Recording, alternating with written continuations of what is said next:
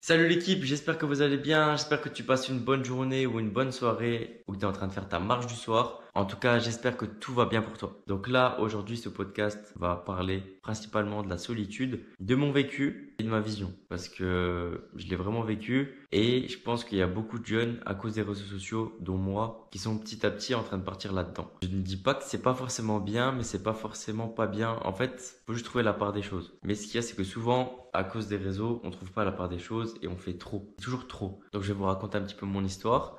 Donc j'ai commencé la salle et au début, j'étais au lycée.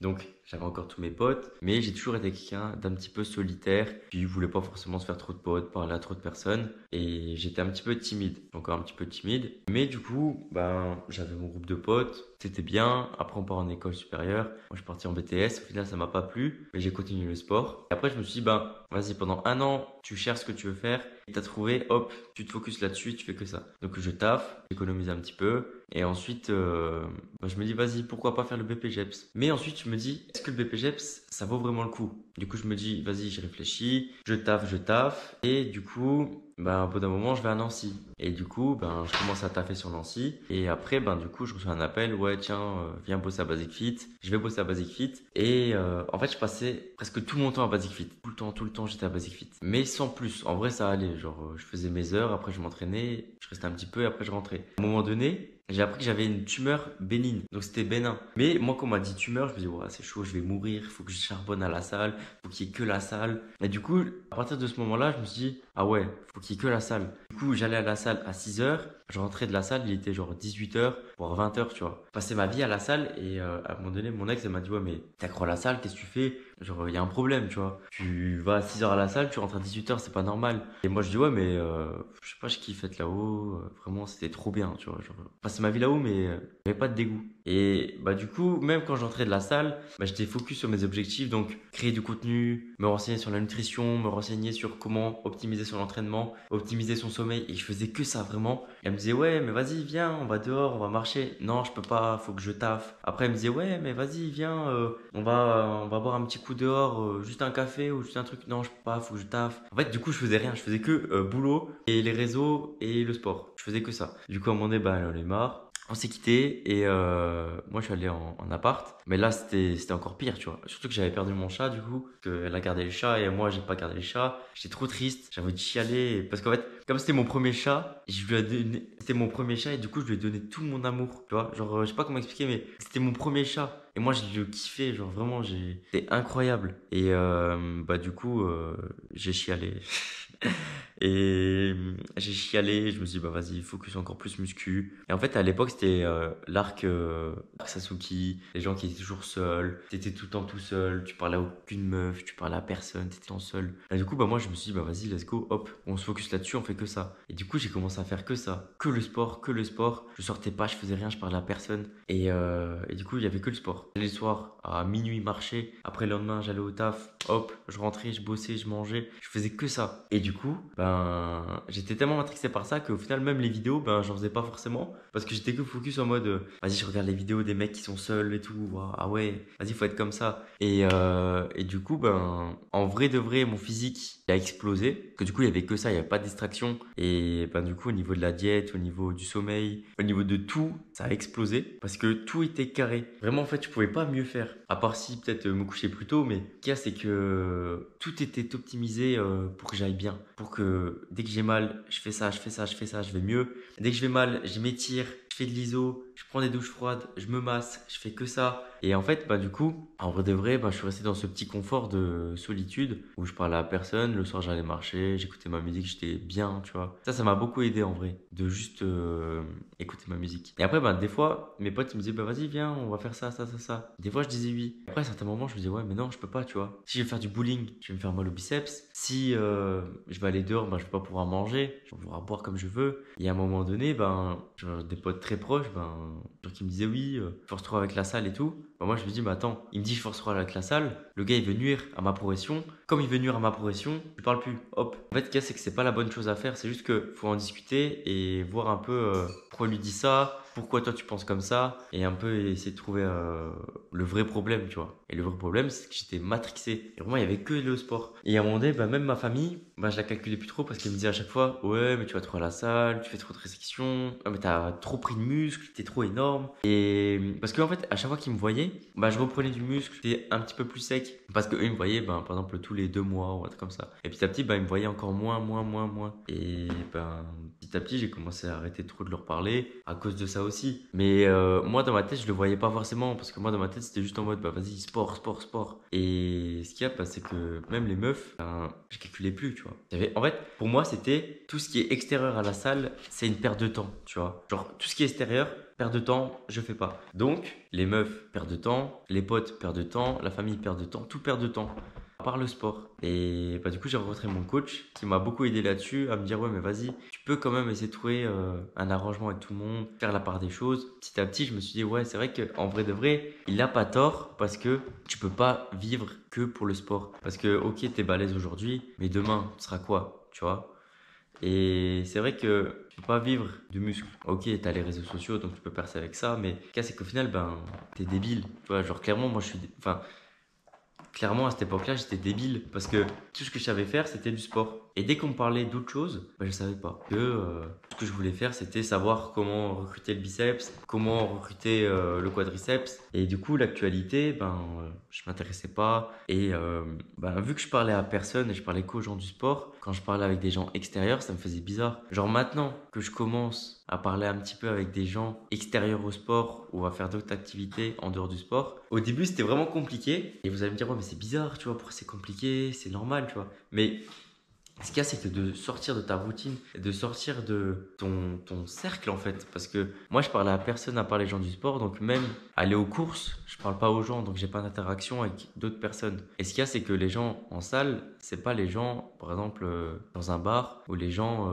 en ville. Parce qu'ils sont dans le sport, ils sont là pour faire leur sport. Et du coup, avoir des interactions avec d'autres personnes, au début, ça m'a fait bizarre parce que c'est retrouver en fait une vie sociale. Tu vois, genre, commence à reparler avec des gens, commence à parler aussi. Parce que c'est vrai que si je faisais pas de vidéo et s'il y avait personne qui me demandait quelque chose à Basic Fit, je parlais pas. Donc ça veut dire qu'il y a des journées où je parlais presque pas du tout. Et donc à un moment donné, c'est pas que tu perds, t'as pas.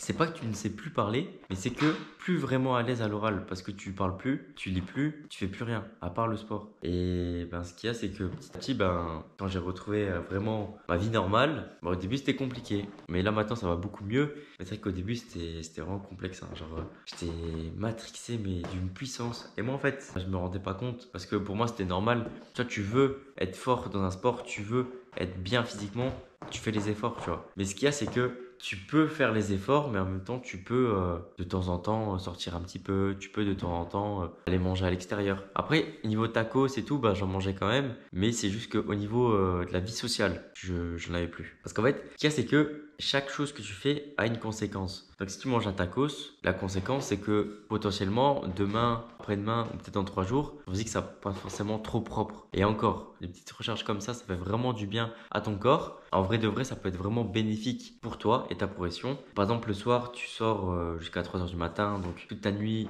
est déréglée. Ça peut être un petit peu néfaste, mais du coup, en vrai de vrai, c'est juste que tu vas être fatigué le lendemain. Est-ce que c'est vraiment cette vie-là que tu veux? Rien faire à part le sport? Je ne pense pas. Et ce qu'il y a, c'est que faut aussi avancer dans la vie professionnelle. Il n'y a pas que la vie loisir, donc le sport. Il y a aussi avancer sur tes projets, avancer dans ta vie sociale. Il faut avancer un petit peu partout. Tu peux te construire un physique, mais construis-toi aussi une vie à côté. Il faut les deux en même temps et c'est une belle harmonie pour progresser. Parce que si tu vois qu'au final, tu as une belle situation financière, professionnelle, au final, ça t'aidera dans le côté sportif. Parce que tout ira bien. Si tout va bien, tu progresses bien. Et moi, je me suis dit, pour que mon cercle soit bien, il faut que j'ai que le sport. Et du coup, il y avait que ça. Et au final, ça n'a pas servi à grand chose. C'est vrai que niveau physique, ça a bien explosé, mais comme je me répète, fait, ouais, bah, du coup, t'es toujours seul. En fait, tu te dis même pas, ouais, je suis tout le temps seul. Puis tu te dis, oh, vas-y, c'est cool en vrai. Mais petit à petit, ben, t'as même plus envie de te faire de potes. Du coup, tu veux juste rester seul. Et tu gardes cette solitude, même quand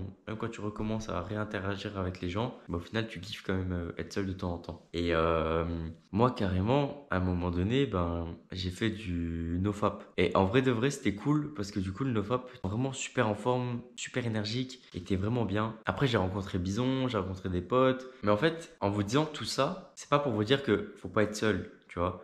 C'est juste que c'est pas la solitude qui va t'aider à avancer dans tes projets ou t'aider à avancer dans ta vie. Ce qu'il y a, c'est que juste tu dois faire les bonnes rencontres. Tu dois rencontrer les bonnes personnes. Et ce qu'il y a, c'est que de rencontrer les bonnes personnes, c'est ça qui va t'aider à avancer. Pas de rester seul. Après, c'est vrai que rester seul, c'est toujours mieux que donner sa confiance à quelqu'un qu'au final il la brise. C'est vrai que d'une certaine manière, on va dire que c'est quand même plus intéressant de rester seul. Au moins, tu es sûr de pas être déçu de quelqu'un. Mais ce qu'il y a, c'est que avec quelqu'un, tu peux avancer beaucoup plus vite. Moi, actuellement, par exemple, je suis en couple et au final, ça m'aide à progresser. C'est vrai que certaines fois, je me dis, ah ouais, non, mais ça y est, on va encore manger dehors. Mais ce qu'il y a, c'est que c'est des souvenirs, tu vois. Si tu passes ta vie à la salle, tu n'auras pas de souvenirs. Tu vas passer ta vie à raconter à tes enfants. Ouais, bah moi, j'étais à la salle quand j'étais jeune, je faisais que du sport. Et du coup, en fait, t'as rien à raconter. Ta vie, c'est que le sport. Mais au final, t'as aucun souvenir. Et du coup, c'est un peu triste, tu vois, d'arriver à 50 ans, de se dire qu'au final, bah, t'as des gros bras, mais t'as rien fait d'autre. T'as pas voyagé, t'as rien fait. Moi, les voyages, j'en faisais pas parce que je me disais, si je voyage, je peux pas manger, je peux pas boire comme je veux, je peux pas m'entraîner comme je veux. Et du coup, en fait, je casse ma routine. Et moi, je voulais pas casser ma routine. J'étais bien dans ma routine. Donc, je voyageais pas et ben, je faisais rien. Tout était néfaste à ma progression. Tout ce qui n'était pas dans le sport, c'était néfaste. Donc, je faisais rien. Et ben, j'avais pas de souvenirs. Donc, les gens qui me disent, ouais, mais t'es pas allé là, t'as pas fait ça. Non, bah, j'ai pas fait ça parce que pour moi, à l'époque, c'était pas super intéressant. À l'époque, je voulais juste avoir des biceps. Et donc, au final, je regrette un petit peu cette période-là parce que, certes, j'ai avancé physiquement, mais j'ai perdu plein de souvenirs. Tu vois, j'aurais pu faire tellement de choses. Surtout que quand t'es jeune, c'est là qu'il faut se créer des souvenirs, c'est là qu'il faut réaliser ses rêves et rêver encore plus haut. Et c'est pas à ce moment-là qu'il faut se dire, vas-y, je vais rester seul, je vais faire que le sport. Non.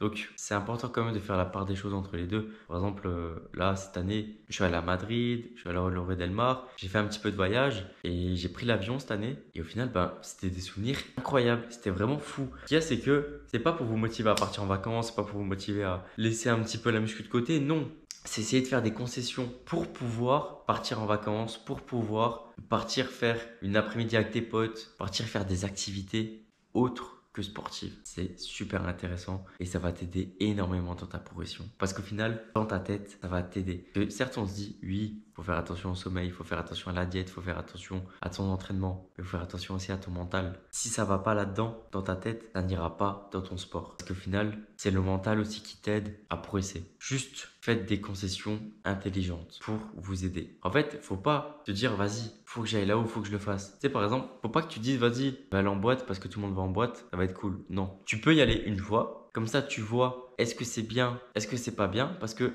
tu peux pas t'arrêter au fait que tout le monde te dise sortir, c'est pas bien. Faut juste que tu te dises est-ce que moi ça me plaît? Donc tu testes. T'aimes bien, t'aimes pas. Si t'aimes bien, tu peux y aller. Si t'aimes pas, t'y vas pas. Faut pas se forcer à faire les choses. Tu te forces pas à faire les choses, t'y vas que si t'aimes bien. Et au final, tu verras que ça va t'aider énormément. Tout ça pour vous dire que la solitude, c'est pas ce qui t'aidera à avancer. En tout cas, passez une bonne soirée, une bonne journée. Bonne marche à toi si t'es en train de marcher. Et grosse force à vous. N'hésitez pas à vous abonner, à lâcher une étoile. Et n'hésitez pas, si vous êtes sur YouTube, à aller Spotify et mettre une petite étoile au podcast. Ça me soutiendrait énormément. Tu mets une étoile, soit 5, toi qui décides. Tu peux mettre un commentaire. Franchement, ça me soutient énormément. Et en tout cas, force à vous. Et on se retrouve jeudi prochain, 16h. Ciao l'équipe. C'est un peu spécial, mais j'avais un planning. C'était vraiment que le samedi, j'avais le droit de faire. Et le reste de la semaine, je faisais pas. Et en vrai de vrai, ben, ça m'a bien aidé de faire du nofap. Parce qu'au niveau du nofap, ça va t'aider à rester hyper concentré, hyper focus. T'as envie de réussir. Tu penses même plus en fait. Et petit à petit, à force de faire du nofap et d'être réglé, par exemple, tu fais que samedi, et ben, tu vas te dire dans ta tête, ben, c'est pas important pour moi.